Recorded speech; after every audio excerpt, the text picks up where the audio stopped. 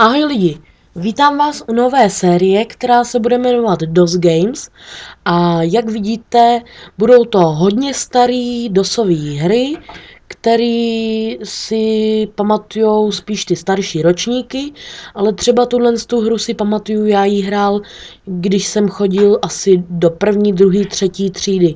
Ve družině jsem ji hrál a měl jsem ji strašně moc rád, takže bych chtěl si ji zahrát a počkat, doufám, že mě půjde rozjet. Ale už mě předtím šla, OK. Jde to o to, že musíte takhle s vláčkem pozbírat diamanty a takovýhle věci. Doufám, že to není moc nahlas. Takovýhle věci a musíte s tím, nesmíte takhle vybourat, přesně jak jsem to udělal. A musíte s tím jít do domečku. Já si to rozšířím. Doufám, že to dobře uvidíte. Tak znova. A teďka nevím, jak je to tady s životama, nebo jak to tady celkově je, ale vždycky každý díl bych chtěl dát jinou hru, kterou třeba nedohraju, ale takhle bych to chtěl hrát, protože mě to dost baví. Jo, dřív v těch dosových tentonomcech byly hesla, a tohle je třeba krone, že to je myslím na nějaký ty životy a takhle, že když budete chtít, tak si tam tohle heslo opíšete a můžete se do té úrovně vrátit zpátky. V té době ještě nebyly žádný savey. Tak byly takhle hesla, pod kterýma jste si to mohli najít. Se dám pryč myš, tak. A docela mě to jde, to jsem zakřik. Ach jo. Já nevěděl, že nemůžu nabourat ani sám do sebe, ale to dá rozum asi, ne? OK. Tak. Teďka si nějak musím vyhnout sám sobě. To jsem tomu zase dal korunu. Musím sehnat korunu nebo vzít korunu a dal jsem tomu korunu. Ne, teď jsem ale umřel, to by bylo dost na nic. Já pak nevím, jestli se to nějak ještě zrychluje nebo tak něco, ale tak. Heslo mýdlo. Ale vím, že pak už je to dost těžší a že to mě moc nešlo a dost jsem se vždycky zamotával přesně takhle. Chtěl bych to udělat na takový půlhodinkový díly, jako vždycky. A nevím, proč mě napadl ten název DOS Games, ale řekl bych, že je dobrý, protože zpátky v čase něco podobného už má Hogi. A to se mně zdálo moc copyright a DOS Games mně přijde takový lepší. A tak jsou to DOSové hry, tak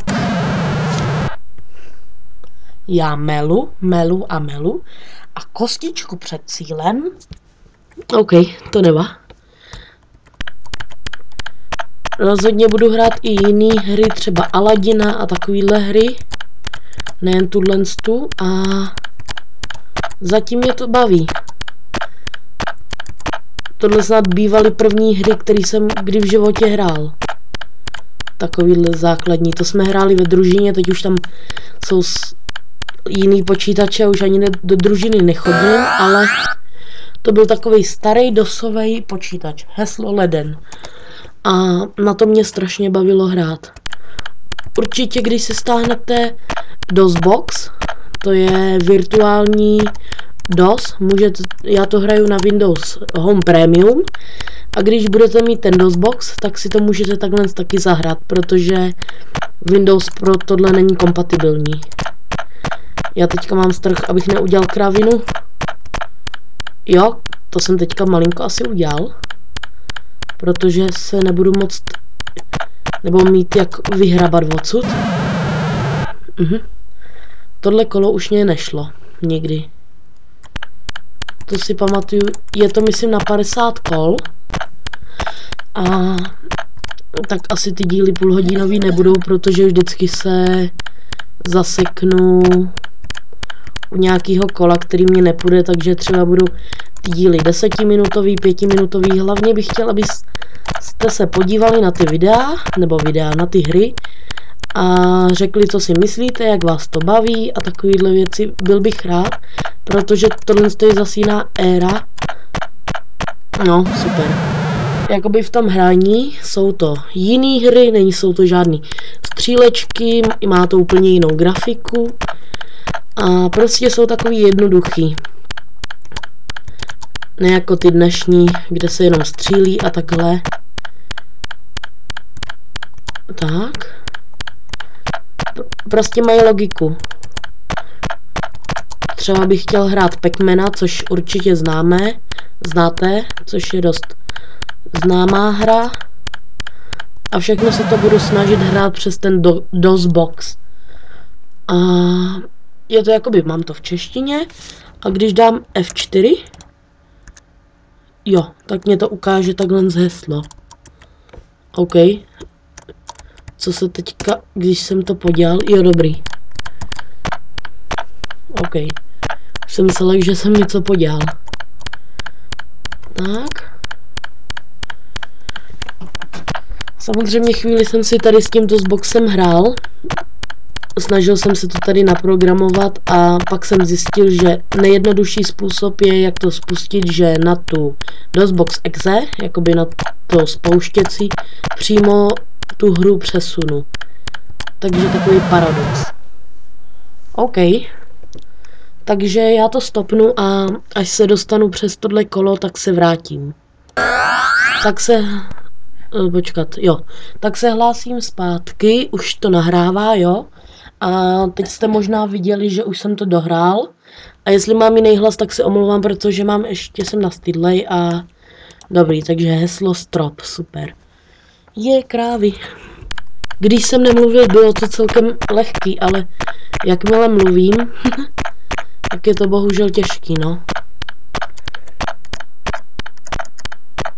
Tak, super.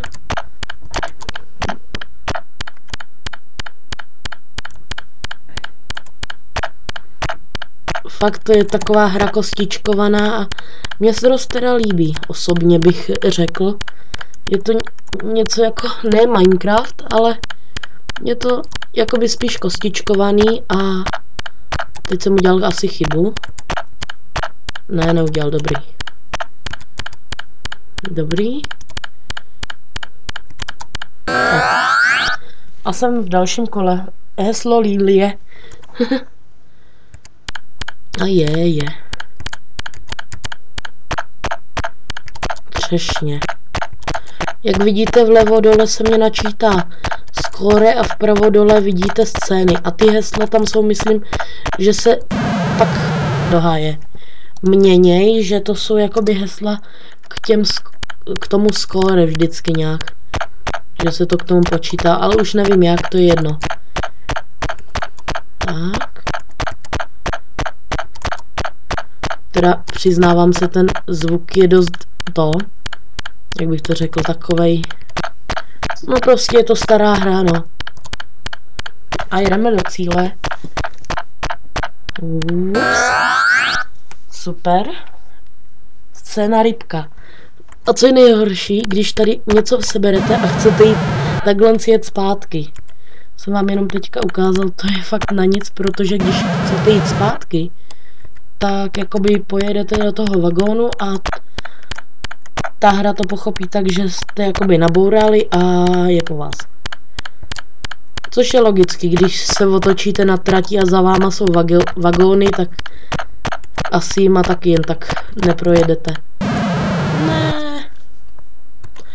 A zase melu. Já už vím, já to zkusím takhle. Postupně. To jsem tomu zase dal korunu. Ne, no super. OK, můj postup je chybný, ale... Ne. Teď jsem se právě otočil, jakoby zpátky.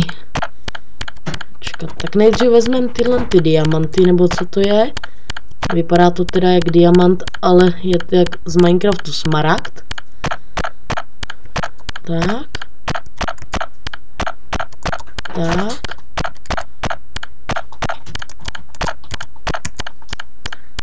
Tak, teďka sebereme kravičky. Tak super.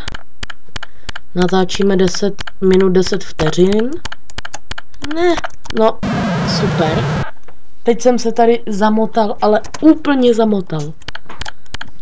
Takže počkat, já to zase stopnu a zkusím to v klidu dohrát a potom zase to zapnu na další kolo. OK, tak hlásím se zpátky, vůbec mě to nejde. A ještě bych chtěl říct, že já to tady mám v okýnku a Bandikem mě píše, že to je okno, který je velký asi 640 x 400 asi pixelů nebo co. Já to mám 401, mám to ještě malinko blbě nastavený. Teďka máme 400. A vy to asi uvidíte přes celou obrazovku, ale to nevadí, doufám, že to neuvidíte nějak moc rozmazaně, protože ta grafika je docela hezká a rozmazaná by být neměla, takže já se s váma loučím, doufám, že se vám to líbilo a uvidíme se u další staré hry z Dropbox Game. Z DOSBox, Dropbox, ach jo, DOSBox Game, takže ahoj!